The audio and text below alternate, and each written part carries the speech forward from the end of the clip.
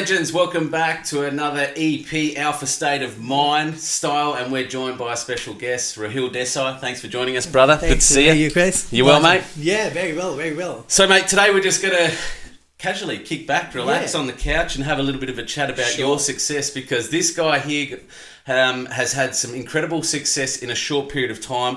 We're going to talk about some dominant market share that you've absolutely taken in a certain area. We're going to talk a little bit about your history, where you've come from, how you got into the industry, where you're at today.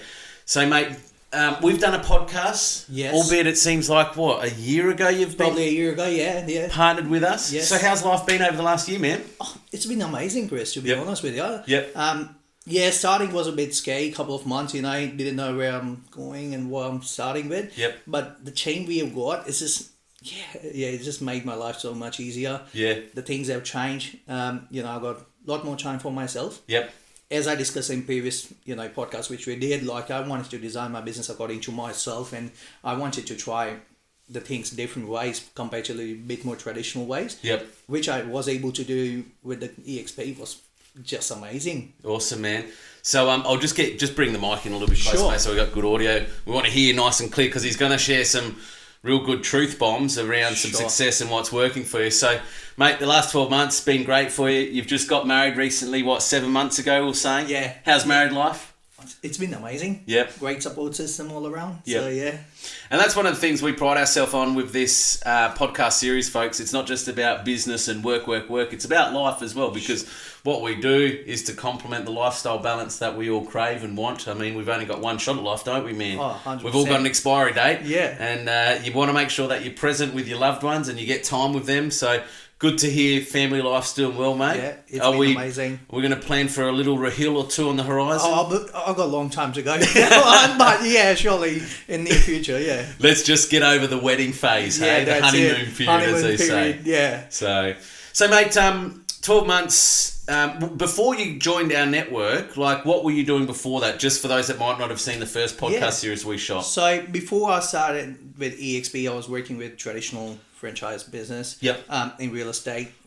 I was doing lead generation for them. Okay. Bit of a selling, just, calling people, trying to get the leads, what's happening in the area. I used to basically generate leads for the agents and then pass it on to them almost. Cool. So it was all the hard work behind the scenes. Yeah, right. Which I was doing within that company. So outbound, calling, all day, every day. 5 days a week?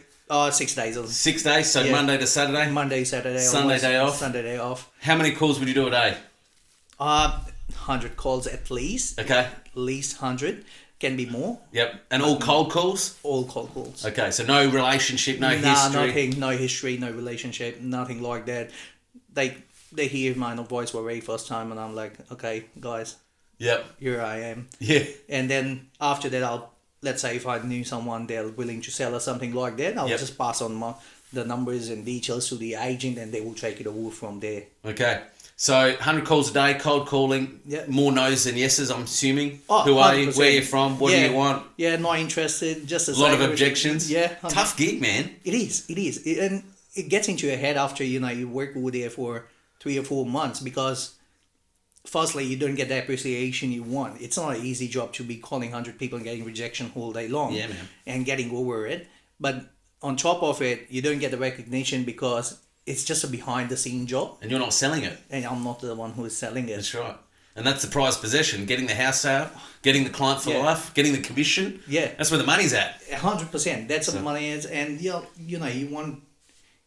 at the end of the day, you want the recognition for the work you've been doing in the area, and you're committed to something. You want the client to take a pride in the service what you provided throughout the time, because it's not like I'm gonna give a call to someone and they're gonna say, yeah, we are willing to sell. Yeah. It's gonna be the nurturing process behind the scenes before I hand it over to some agent or something like that. Okay. So it does take a lot of energy and stuff. Sweet.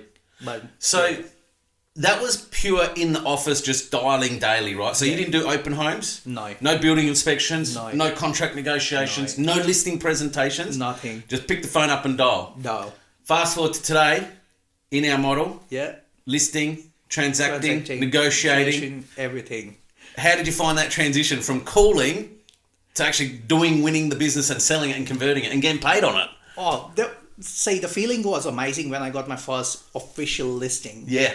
Do you remember the address? I do, 25 Cotton and Road, Banksy Park. Banksy Park, nice suburb, man. Yeah. It was my very first listing. Was amazing, to be honest. Yep. You know, when I got it for the very first time, the listing presentation wasn't easy because I haven't done it before. Sure. I haven't seen someone doing it as well. Yep. You know, that's why all the team members, you, beyond everybody came in play, started nurturing me. Well, you got to do this, you got to say this. The weekly training was very helpful for me because then I knew that, you know, we've got a lot of experienced people in our team now. Yep. And they taught me what to say, what not to say, how to deal with it was the most important thing. Yep. But it was completely, to be honest, it was an amazing transition. Yep. It was scary because then you feel, oh, what I'm going to do, what I'm going to say in front of the you know, client. Is he going to give me the listing? We are sitting in the market where probably every suburb will have average of 5 agents. Yeah. So it's not that easy to get inside and give it a crack. 100%, man. Plus, competitive. Yeah. But it was nice. It was really nice. Right. So that's incredible, man. It just goes to show you that sometimes the best people in the industry come with no experience. Yeah. Because you don't come with any bad habits, and you can be molded and trained, and you're very coachable, you know. And it's just fascinating story to know that if you're watching this and maybe you're a sales associate, somebody who's stuck in the office who's just being told to pump out the calls, dial. Maybe you're ready to go out on your own, as Rahil was. You want to fly free, but you're being restricted for whatever reasons. Mate, get in touch with this guy here because he's been in that situation of being an associate dialer, cold calling daily to generate leads, to now your own very proud transactional agent. How many homes have you sold in the last 12 months, brother? Around 15. 15? Yeah. In your first 12 months. Well, has it been a full year yet? Just about? Yeah, but the EXP, Yeah, cool. So almost. 15 in your first year. That's good going, man. Yeah. That's awesome going. There's a lot of agents that have been in the industry a lot longer and are struggling to do that, particularly in this tight inventory market. This is, for you to sell 15 homes in a 12-month period coming as new into the industry, taking away the outbound calling role, but somebody who's fresh into the industry that is listing, negotiating, running opens, doing all that transactional stuff we have to do in the tightest inventory market I've ever seen, man. Like, I've been doing this 15 years. This is the tightest listing market we've ever been in. True. Right? I agree with you. And you've sold 15 properties in your first 12 months in the tightest market, listing-wise, supply-wise, we've seen for generations. You know, in a good supply market, that probably would have been 30, 35 sales. Yeah, easily, Right, but we're obviously about 40% down on stock, so if you're half that, mate, that's phenomenal. I'm really proud of you. Well done, man. It gives me goosebumps when I see fresh, energetic, new age people like yourself, guys and girls coming into our industry with no experience that really create your own path in our industry to give you the lifestyle that you and your wife desire with your family and work-life balance. And you're your own boss, man. That's the best part of it. That's the best thing about it. Yeah. It gives me the energy of doing the things the way I like it. Yep. The time I like it. Yep. There's no restriction. Firstly, I'm not, wasting my time going to office. I have my home office. That's the biggest advantage I've got. Yep. Plus, I can work my way out every time. It's just much more easier. Do you find, mate, because we both come from an office environment, right? Yeah. Do you find you're more or less productive now working from home in your own office environment? I feel I'm more productive. Okay, why is that? Because I'm just comfortable. Yeah. I'm just comfortable at my home. Plus, to be honest with you, now I'm in a stage where I like to be isolated. I'm doing my work by myself and not hindering, and there's no one, screaming at the back or cold calling and, it's something happening on the other and no disturbance. I like to be isolated when I'm working because that gives me an extra energy or, extra thought of what I can do better and how I can do better. Yeah. That's just typically me, which I found out in recent times now. Mate, I've met a lot of high-performing individuals, not just in real estate, but in many businesses, and a lot of those individuals work in isolation at their peak performance. I'm the same, mate. I actually thrive coming in here, working on my own, because I can do a 7-hour day. I can compress it into about 3 hours with maximum productivity, no distraction, no noise, head down, just get in, get out, do the job. Yeah, mate, I don't miss the commute, like the hour that you lose every day, that travelling to and from. Yeah. I mean, traffic's getting worse in Adelaide, it seems. It's taking longer to get to places. But, I think one of the things with our model, and people have asked me, is they've said, oh, you know, how do you work not being in an office environment? And the reality is, if you like the water cooler conversations and you like the chit chat, how was your weekend? What are you up to tonight? All of that, cool. We do that anyway, but when we collaborate, we just do it online and we get to the heart of the topic. Like today, we had our weekly training, hustle and skills sharpening session that we do across our state and country for members within our team. And Celia Kellaway just brought up a particular listing she had some trouble with. 6 agents out. She's been out twice now.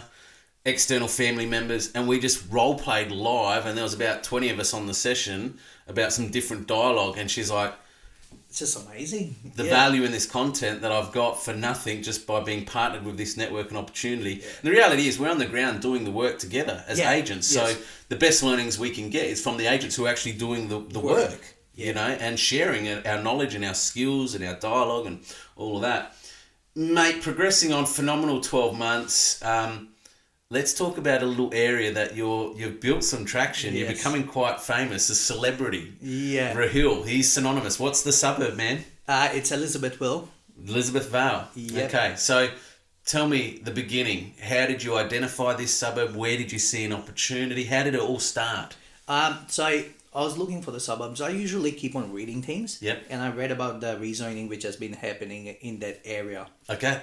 I got into it and I started understanding what is rezoning, why they're doing it, what's happening behind it. And I found that, well, Elizabethville by itself, it's not one of these suburbs which is, you know, high in the prices. It's a pretty economical suburb.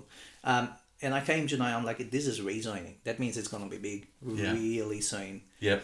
So I went over there. I went to firstrealestate.com, had to ask what's happening in the area. Yep. Found out that there are already a few agents who are selling in that zoning. Yep.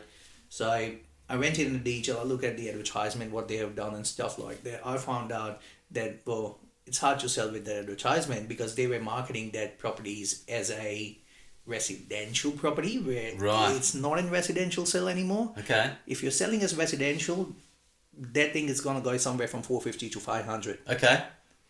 But when you're thinking about rezoning and selling it as a commercial plus residential, it's going to change to 900 to a middle market. Wow. So more than double just because of zoning. Yes. Okay. So give me an example. Like, so you went into this area, you knew rezoning was happening. So when you say rezoning, just break that down. What does that mean? So it was residentially zoned initially? Yes. So it was residentially zoned initially. There was no changes. You can subdivide it into 2, 3, whatsoever you want it. Cool. You can do whatsoever in residential terms. Yep. When the rezoning happened, council came up with the plan what they wanted in that couple of streets. Right. They wanted development because there's a new hospital being built behind it. Yep. So they wanted to make sure that they can grow in that area in commercial way. Yes. So they wanted, let's say, accommodation over there because there are a lot of people who were going to come from, let's say, interstate or even from regional SA to Lau Mac having and the private hospital they are building for the treatment. Now they're going to have a family member who's got to live over there or something. Yep. So they wanted something which people can accommodate over there. Right. And something which they can develop in a commercial way, like a small restaurant or a cafe or even a warehouse is fine to develop that hospital in future if you want to do something. So I read through the entire thing, went to council, gave them a call a couple of times, harassed them in my way, you know, just wanted more and more information out of them. Getting the intel, man. You're digging, getting the intel. Yeah, you know, you have to because it was something right new for me. Yeah. So I went out there. Now I started seeking, I'm like, this is going to be huge because, you know, for somebody who wants to build commercial over there, because when the hospital, there's now new private hospital coming over there. Yep. It doesn't stop over there. There's going to be the offices over there. Of course. Which they're going to build. When the health creates health sectors and health businesses and health opportunities. Yeah. And like there are a lot of doctors who might need it, you know, their own clinic in their area. They're not working in Lau Mac having or even a private hospital. But they're thinking, I want to open my own clinic in this area because now there are going to be a lot of clients who are going to flow from here. So it's going to be very high traffic in that area from the usual time. So I started looking into it. Started looking at what other agents were doing in the area, did a bit of a research, and then I'm like, now it's the time to get my hands dirty in this area. Let's get in. So I got in, started door knocking, cold calling, was eventually very, very tough to Yep. get and break through into that market because there are few established agents already dominating that market Okay. when I was there. So let's say like the highest agent that was number one in that area, like what was their market share? How many homes had they sold in that area? I at guess that they time? were looking around 8% when I saw it last time. 8% market share. Yeah. Okay, cool. So That's about the norm. Most Yeah. areas, I mean, you get the odd extraordinary one who's Yes. got a 50-60% market share, but most suburbs, the most dominant agent's probably going to be between 8 and 12%, somewhere in there. But because there were few of them which were around 8 to 12, Yep. so it wasn't one of the agent who was dominating that market. There's a couple. There were a couple of them who were doing high transactions in that Okay. area. Yep. Looked into it. I knew I was recognizing one property sitting in the market for almost 180 days. Right. So I went out there. I called the person. He's like, nah, I want $1 million for my property. I'm like, fair enough. Can I come in and have a look and have a chat with you? And he's like, well, we already have an agent. I'm like, not a problem. I'm like, how long you been sitting with the agent for? And they're like, it's almost been around 6 months. Right. I'm like, have you got any offers on the table? And their answer was like, no, we haven't got any offers yet. Okay.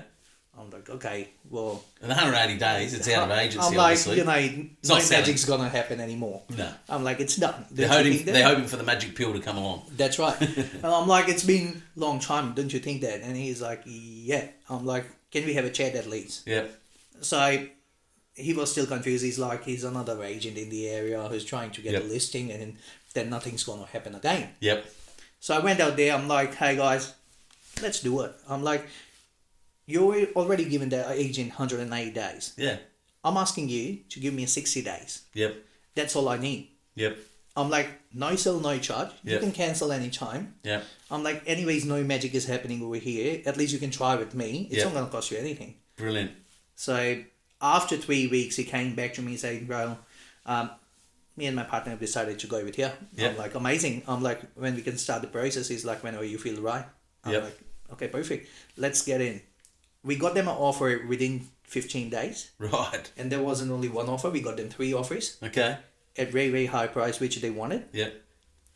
They were shocked with it. Yep. They were like, okay, we didn't expect that happening. What was pivotal in that, mate, then? What do you think was the difference between you and the other agent? Was it just your knowledge and understanding and targeting a different type of market that is that commercial Yep. prospect? Like, did you do different marketing? Yes, I Yeah. did. See, there's one approach which you could have done in the area was definitely realestate.com gives you Of a lot course. of, lookout, a lot of people see. Yep. But at the end of the day, realestate.com is predominantly for the market which is residential and not for the commercial. Yep. You're not hitting the target where you need it. Of course. So Talking to the wrong audience, aren't you? that's right. Because Because the residential price is 450, 500 grand. Yes. They want $1 million. It's That's double. right. That's right. And they're going to start laughing at you. Yeah, As soon of course. as you tell them, oh, we are looking at somewhere around mil, and they're like, wait, Especially sorry. if it's a mum and dad Yeah. buying in Elizabeth Vale. Yeah. You want $1 million in Elizabeth Vale? Like, what? What are you crazy or something? Yeah. That's what it came down. So they were just talking to the wrong audience, man. That's correct. Yeah, right. So I went down, started digging. I'm like, so I filtered out who I can target, who I can't. Yeah. We got out. I started messaging doctors Yeah. who were in my contract. I started contacting the developers who build offices and stuff like that, all the commercial people. Yeah, right. I started getting the data, which I thought the other agent did not. Okay. And there where I succeeded. Plus, I didn't stop over there because I knew with this kind of sale, it's not about sitting and you will get the inquiry one day, middle of blue moon, and they will pay you $1 million. It's not going to happen that way. Yep.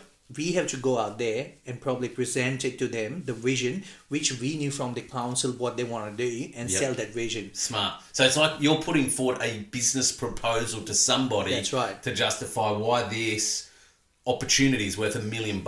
Yes. Whereas the reactive way to sell a property is chuck it on realestate.com, hope an Yeah. inquiry comes, or if I run an open that someone turns Yeah. up. Now, if you've got $1 million price tag on there, no one's going to turn up. Hence That's right. 180 days. That's right. Smart. Very clever, man. Very clever. And then there was another property which was right next to it. So they saw that happening. They had another agent. They came to me. I got a call from them. Hey, we saw you're selling a neighbor's property. I'm like, yes, I am. I did try contacting them as well while selling this one. Yep. But they weren't interested at that time because they thought, again, he's the same agent. Probably he's just going to waste our time and money and efforts. So I told them, I'm like, the property's already under contract. Yep. And we still have buyers on our hands. And they were like, okay, can you come and have a chat? Went out there again. We got that one sold as well within 10 days because we already had offers on the table. Right. From the other one. So it was a matter of negotiation, getting them the right price. Yep. And suddenly, it's almost, I've got now 6 properties on the street. So snowball, mate. You just had to push that snowball in the right direction. It's just built up momentum. And like eventually it wasn't easy because I was on that street. There was another agent who was there, and he's like, "Oh, we're here for an appraisal." I'm like, "Yeah." He's like, "I'm gonna sell it for that high price which he's asking for." I'm like, "I will." Yeah. I'm like, I'm confident enough I will. Yeah. And he's like, nah, man, I've been in this area for X amount of time and I don't think so it's going to happen. Yeah, right. I'm like, I'll give you a call on the day when it's under contract and we'll have a chat about it. I love it, man. I love it. Literally. Confidence. But you knew you could be confident because you had the blueprint, man. Yes. You had the right business blueprint proposal to talk to the right audience that could spend the money, weren't looking as resi, could see the commercial potential that was there. That's right. Freaking clever, man. No, it was nice. And then slowly, there were a few property wasn't only commercial, but then we went to the residential as well. Yep. Because I didn't stop over there. I didn't want to stop over there. I started getting into residentials, started calling people in the area. Yep. Told them the prices. First they thought I'm some scammer or something. Bullshit. Like that. Bullshit. Elizabeth, 900. See you later. Stop faking about it. And I'm like, okay, hang on. I'll tell you the realities. Went out there. We had a couple of residential properties sold within one day. Was only a matter of like off market. Yep. He had other agents inside. Told him he's gonna get around 400.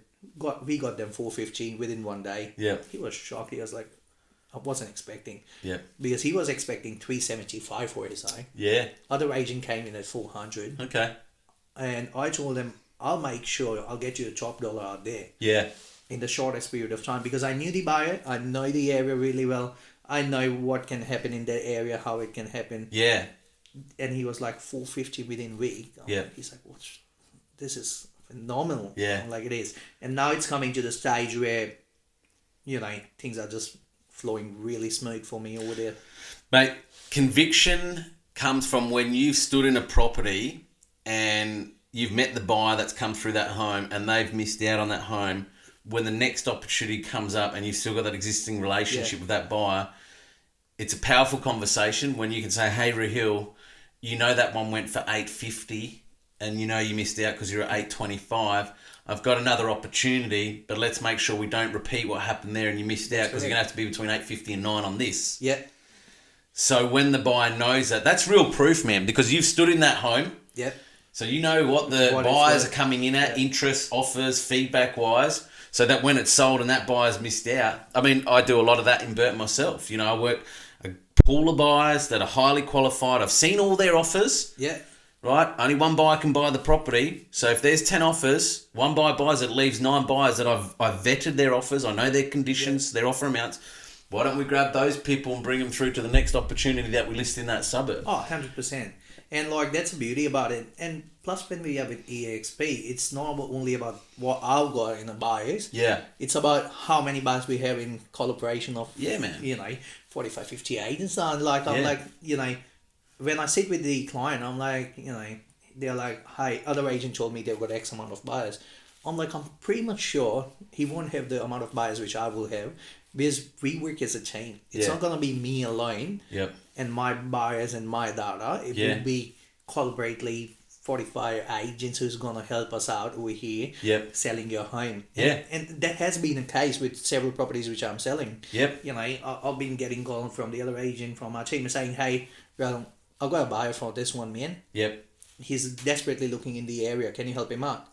There you go. It's just a matter of time and we just release it. It's just awesome. Mate, I did it recently with one. Bory's selling in direct and they want a certain price into the 7s. And I said, mate, I sold this one in Burton, this one in Burton, this one in Burton. I said, open up Home Pass. I'll add you to those properties. Target all those buyers. Just leave out the buyers that obviously bought those homes and just get them there to your home. And that's what this authentic collaboration is about. It's not about, how much commission do you want for this? How much do I have to share with you? Nah, man. Like I went to the open with him last night. He had a pre-market open. Stunning home. You know, we had bubbles and some nibbles, and it was a really cool environment.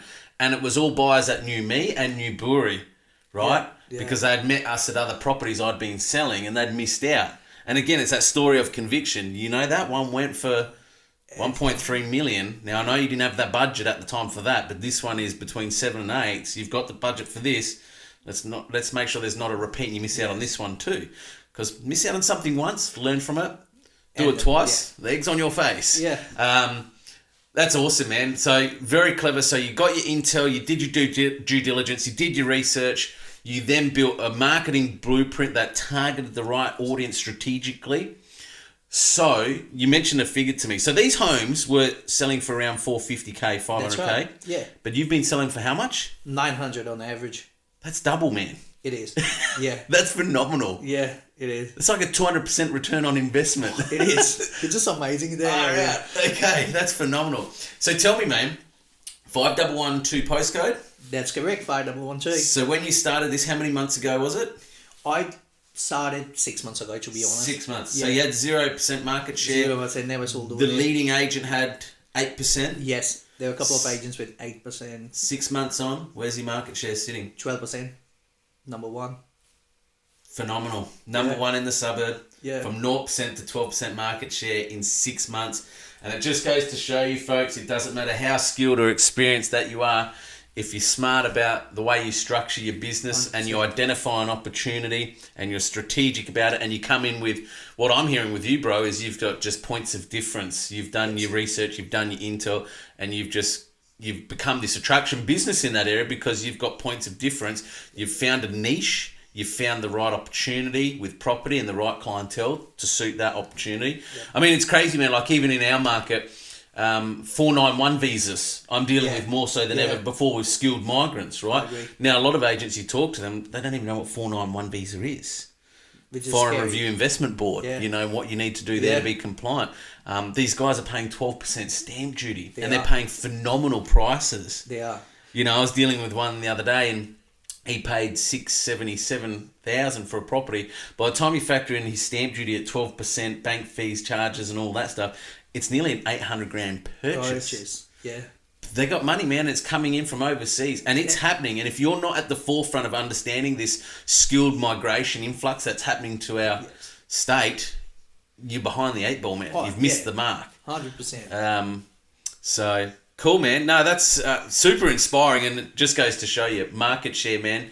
0% to 12% in 6 months. I've probably never in my 15 years heard of market share scale up as quick as that. I know James Stacey in Port Lincoln. He's had huge market share in quick succession. Yeah. So, mate, what's on the horizon for you now? What excites you? Obviously, we're at 12%. Where do we want to get to?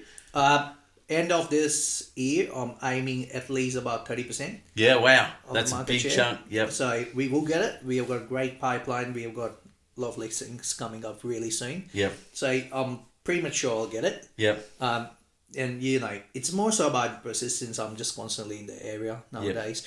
I'm not leaving any stones unturned. Just working every day on that. Well, mate, someone who's prepared to pick up the phone and ring 100+ people a day cold calling, you've got the tenacity. You've definitely got the persistence. I remember when we first caught up, when you were telling me your story, I'm like, why don't you just work for yourself and become a transactional agent, dude? Like, you're doing all the legwork, but you're giving it off to somebody else, all that goodwill. So I knew you had the tenacity, you had the persistence, you had the work ethics.